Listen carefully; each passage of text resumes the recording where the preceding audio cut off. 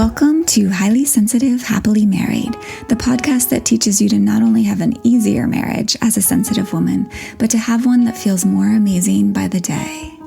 Where you'll hear relatable stories, love advice that works, and coaching on how to have a marriage where feeling upset and disconnected is a thing of the past, and where instead a sense of loving connection and even fun and lightness is the norm.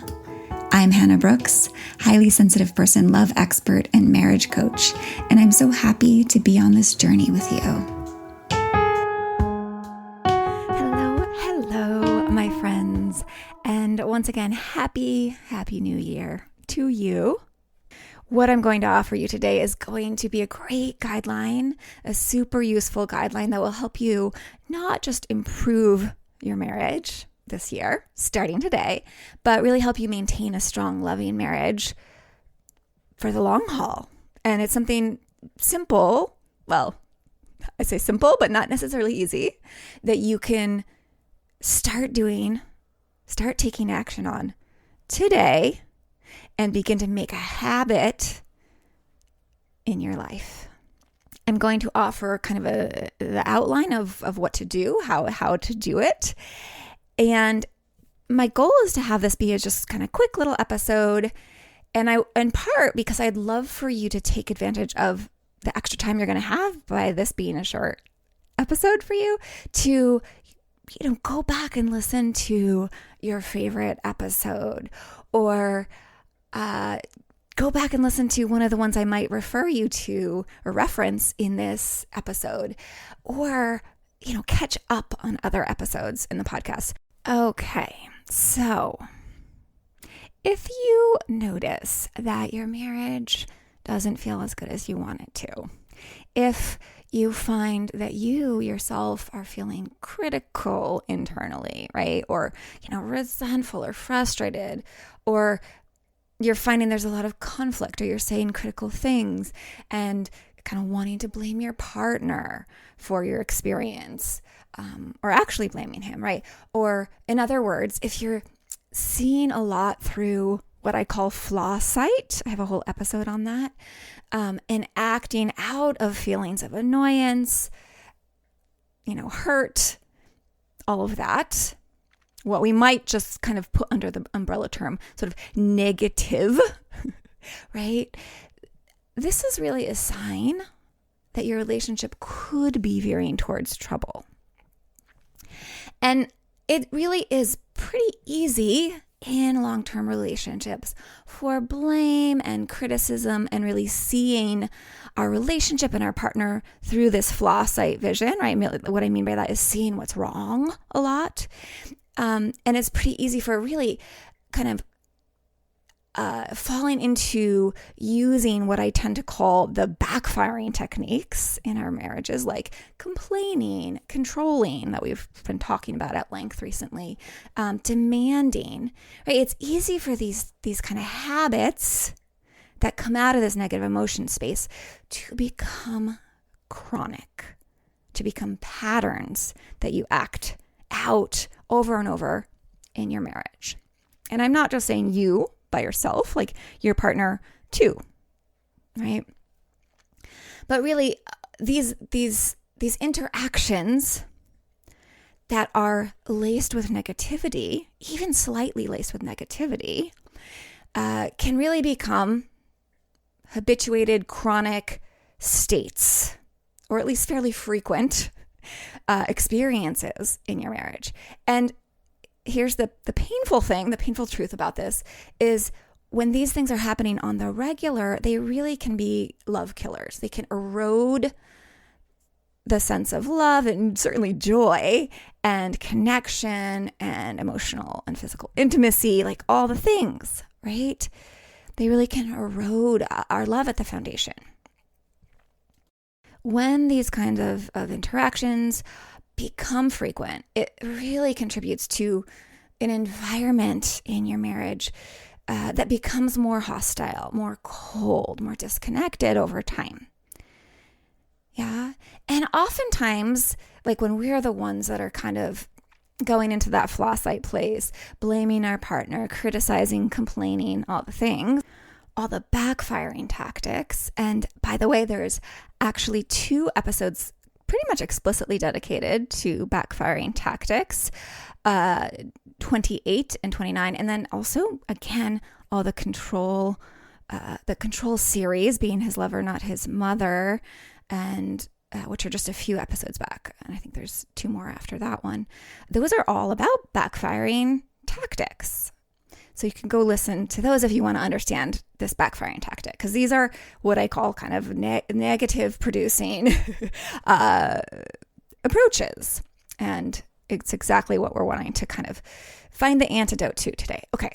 So anyway, when you are coming from these backfiring tactics, what actually happens, it actually leads to having a less responsive partner, right? He is much more likely to not kind of come forward in a positive way, like ultimately you're probably trying to get him to do, right? We're probably trying to get him respond more to our desires when we're coming from these places. But what it actually creates is the opposite of that. Maybe defensiveness, maybe argumentativeness or withdrawal, right? Or sort of a rebellion against what you want. Okay, so these are the reasons I call them backfiring tactics, because they simply backfire and they make your marriage less and less loving over time. So even if your partner is the initiator of these, and I want to acknowledge, I am never saying when I'm talking to you on this podcast that you're the only one contributing to negative environment in your marriage. Absolutely not. Of course, he likely is too, right? But if in this case he's more of the initiator of these, I want to really be clear. It does take 2 to perpetuate them, to escalate them. Right? As you may have heard me say before, there's a lovely quote, I think it's Byron Katie. She says, defense is the first act of war, right? So either end that sort of the quote unquote negativity is starting from, you absolutely have way more influence here than you might think over the state of love and connection in your marriage. And I really want you to hear that. So if you're finding there are frequent negative interactions and experiences and conflicts that kind of go really sour, conflict can actually be great, but oftentimes it can also just go really sour and linger and lead to more and more in the marriage, right? So what do we do here if this is what's going on for you? Now, as usual, essential, we really want to look deeply at the source of this kind of habituated patterning that's showing up, right? These backfiring tactics, these negative experiences together. And we want to look at the source of where it's coming from. And that's always going to be something that's going on inside of you, right? Even if you're not the initiator of these experiences, you're perpetuating them in one way or another because of something that's going on inside of you. Right. So this is what I do deeply with my clients. We look at the source of things, the root of things, and we like pull out the roots and plant new ones that are much more conducive to positive interactions and a loving environment and experience of your marriage. Right. And so we're really naturally compelled to act and show up in ways that really are so conducive to creating that loving environment. But that all said, that's the deeper work. But there's something that I want to give you today that you can do right now to change this. Kind of working from the surface down, if that makes sense. And it's actually backed by decades of research by really one of the most preeminent, respected experts in the field of marital stability and research, which is the John Gottman Institute. So this is really an action that you can take and weave into your day and your week. It's really what I would call a rule, again, or a guideline that you can live by. that if you follow through on, it really will create enough positivity, or that to really be the antidote to any of the negative flavors that are entering into the relationship, right? And really, again, begin to shift that culture of your marriage in a really positive way.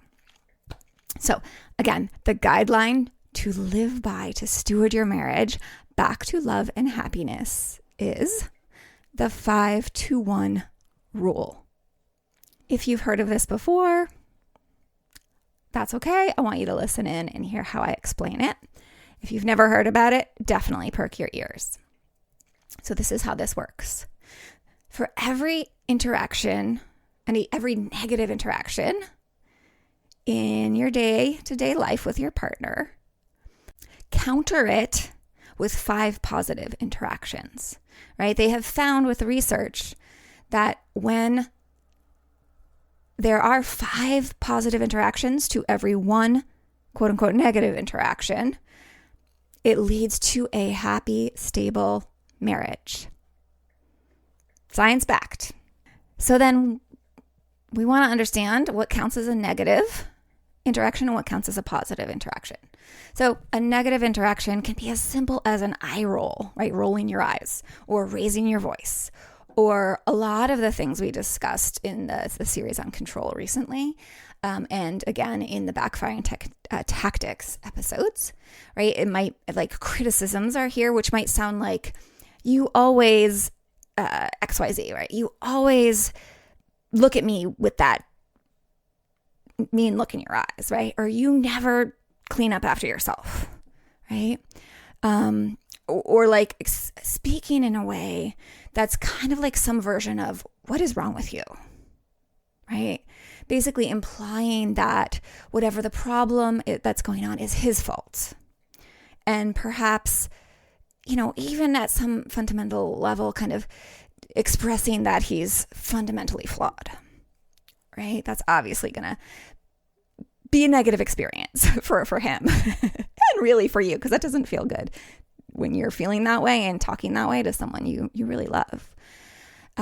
So these negative interactions can also look like withdrawal, right? Going cold, any expression of contempt, or maybe it's getting defensive, right? Taking things personally. I think highly sensitive folks like us are pretty good at that, right? That's another way that we kind of bring negativity in. And you might think that's his fault, but actually it's something going on in you there. So there's lots more than that. You're the one who knows what the negative, quote unquote, feelings and interactions are like in your marriage, but that's just a little list to start getting you started looking. So what counts as the positive interactions? So it can be something as simple as a quick joke to diffuse tension, right? A squeeze of your partner's shoulder, listening closely when he's like venting about his day, right?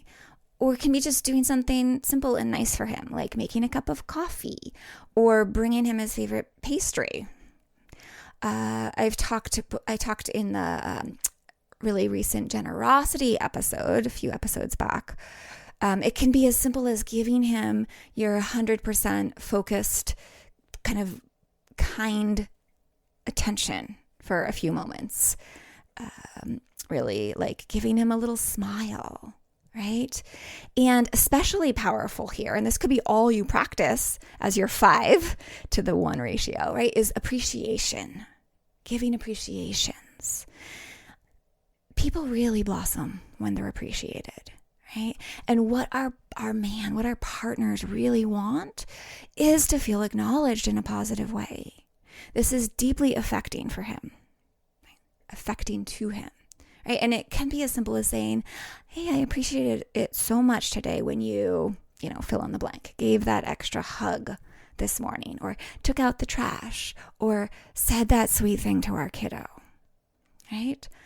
Or not so long ago, we talked about giving 6-second kisses, right? That's a positive interaction you could initiate. What I love about this is the 5 positive interactions. It's so open. It's all about how creative you can be and what kind of positivity that you'd like to do, that you'd like to introduce.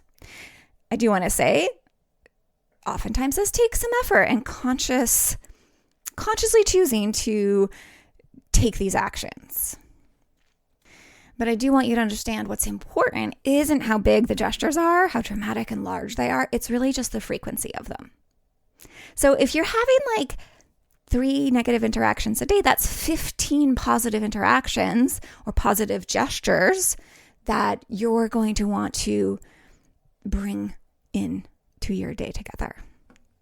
If that sounds outrageous, just start with like 5, right? Just start with the first 5 and work your way up. Now, I do want to mention that you obviously may have heard about this before. This is one of those pretty popularized concepts, but it's not going to make any difference in your marriage if you have heard of it and you understand it, but you actually aren't doing it, right? Knowing something and doing it are very different, right? So if you aren't actually applying it or implementing it, it will not have any effect at all in your marriage. So one of the fun things I like to do, and I practice with my husband, kind of a way of thinking about this or anything or we're trying to implement, or I'm trying to implement, is I think about it as like a little boot camp.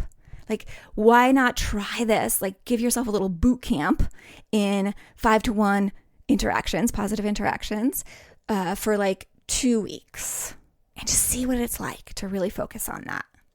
My hunch is you're going to be quite pleased by the outcome. Really, if you do this regularly, you will guaranteed see a shift in the way your partner responds to you over time. And for some of us, it does take longer than 2 weeks because you may have been living this way for a long time and your partner is going to be caught off guard and maybe even be distrustful of the sudden infusion of more positivity. Right, so it sometimes takes time for that, what I call that dance between you to shift, even if you're changing the dance. You're leading the dance in a positive direction. Be patient for your partner to start following your lead. So again, when I work with clients one-on-one, we consciously go on a blame and criticism and really all the backfiring tactics, detox, right? So that we're not just gritting our teeth and holding our tongues to stop the negative interactions, right? Instead, we really nip the source of our contributions to the negative interactions. We nip that source in the bud, right? We take out the root of the problem. So it just isn't an urge to show up in that negative way anymore. Or we don't have those negative emotions as much. That's really key, right? So it's so much easier to bring these positive flavors into our marriage, these 5 positive to every 1 negative. So we really work at the source. And if you want a little bit more help working at the source and really bringing yourself into a feeling state that makes all of this so much easier to act out, to have way less of the negative interactions and to naturally have way more of the positive interactions, definitely the best way is coming to coach one-on-one with me. I'll put a link to get started and learn more about that in the show notes. Or you can just head over to my website and learn all about that. But I want to point you in the direction right now of 3 podcasts that will kind of help you begin to move in this direction. And that is episode 20, 21, and 22. I really think I can't emphasize this enough.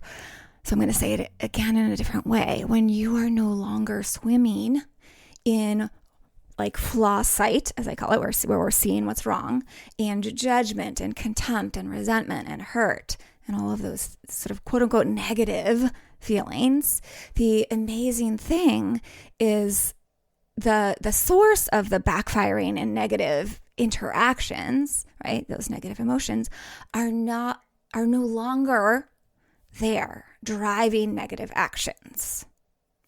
So those 5 positive actions to every 1 negative one come naturally and actually feel good, not like you're pushing and forcing yourself to do them, right?